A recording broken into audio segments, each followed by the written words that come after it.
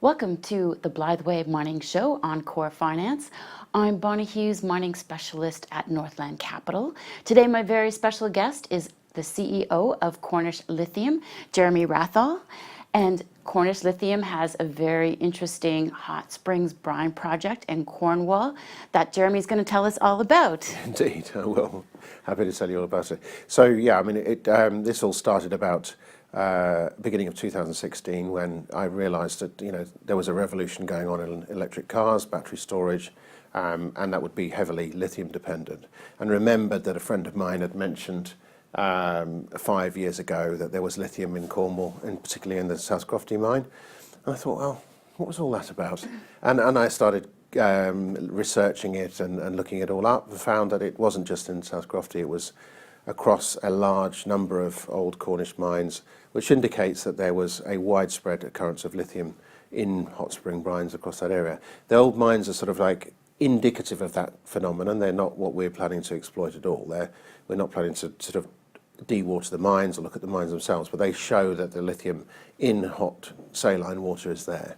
So yeah. Very exciting. Yeah. And so basically you've generated $1 million in funding to Correct. start moving this project Yeah. forward out of the $5 million sort of budget that you've set up for yourself. So what are you planning to do with the initial $1 million? How are you going to spend it? Okay. The initial $1 million, we just took the decision that we only need the $1 million to get going for the first 12 to 18 months, where to do the the exploration stage and getting to permits to where we want to drill our holes.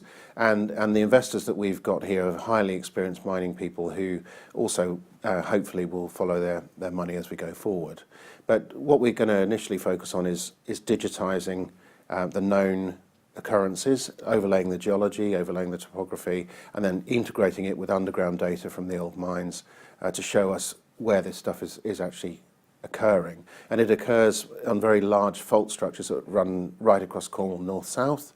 Those are very, very large structures. We'll be drilling into them, not into the old mines, to extract the water in a hole very similar to a geothermal hole. So, excellent. And there is a hugely good synergies between geothermal and what we're trying to do. Now, will you be doing geophysics first before you decide where to drill, or? Yeah, we intend to do some localized geophysics, but we're also going to be looking at the geophysics that was flown about 3 years ago. We're going to be looking at satellite images. We're going to be looking at local knowledge and tying it all together with our geological team, which we're busy assembling right now in Cornwall to do that. And we're going to be working very closely with the School of Mines in Cornwall, the Camborne School of Mines, and other organisations in the area. We're going to try and keep it very Cornish.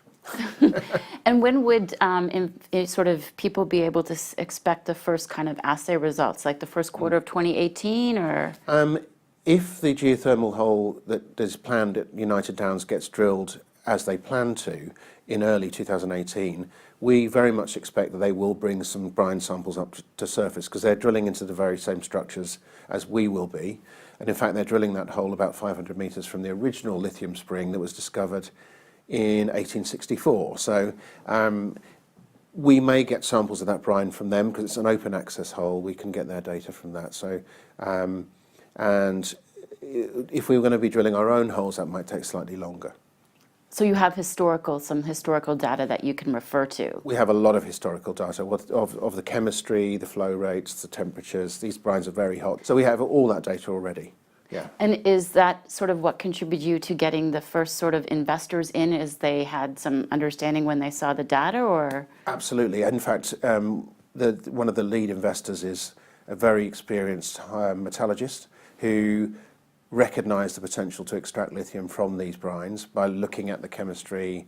I've known him for a long time, but he is highly experienced in looking at that type of thing and working out processes to extract it. So he's very excited about the potential there.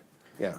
And what would be some of the processes to transform it into a carbonate or a hydroxide? Sure. Well, that's a very important question, because since a lot of people said, oh, you can't build an evaporation pond in Cornwall. Well, I recognise that. I lived there for 3 years and it rains most of the time. So new technology such as the energy group and the Tenova processes, both of which have been demonstrated to work, particularly the energy group technology, which now a full-scale pilot plant producing a ton of lithium carbonate a day.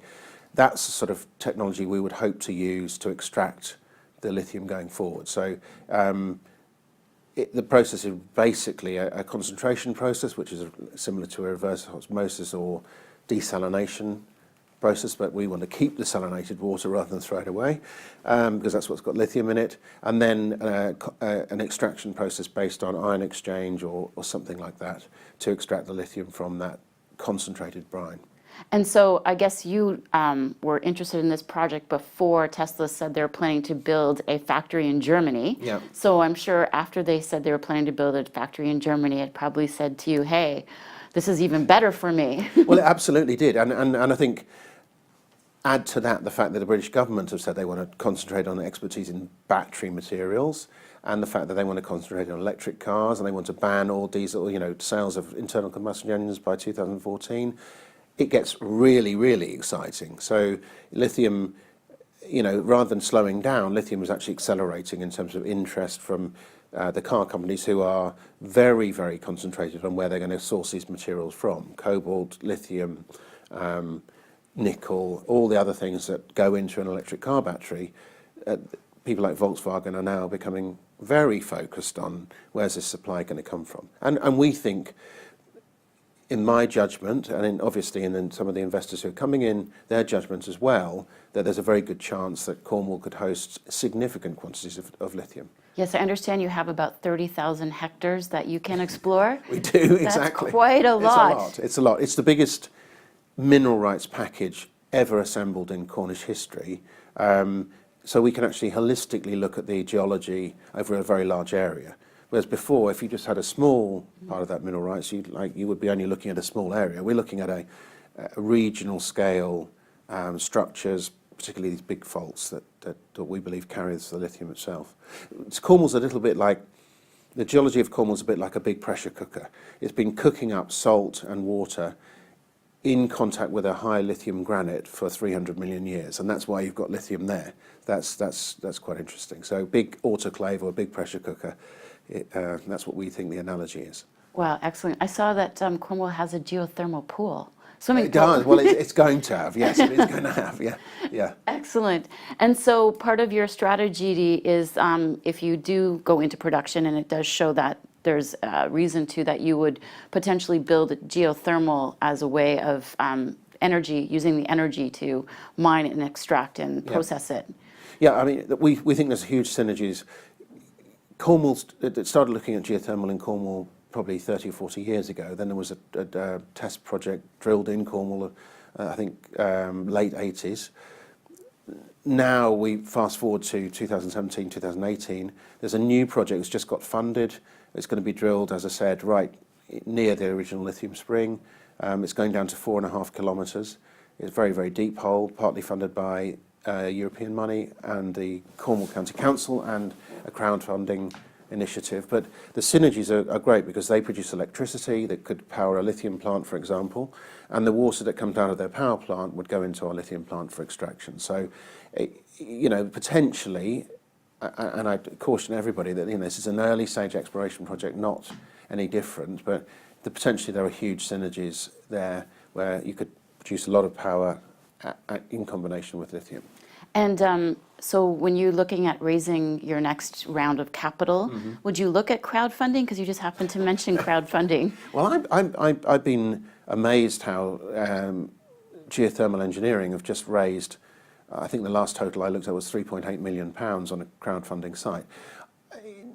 It's hard to know because currently we've raised this privately. It's not been listed. Whether we would go to a listing or not is another question which frequently gets asked, because the number of incoming inquiries I've had into my inbox saying, how can we buy shares? Some of them are from Cornwall, some of them from all over the country and elsewhere, saying, this project is clearly of great interest to a lot of people.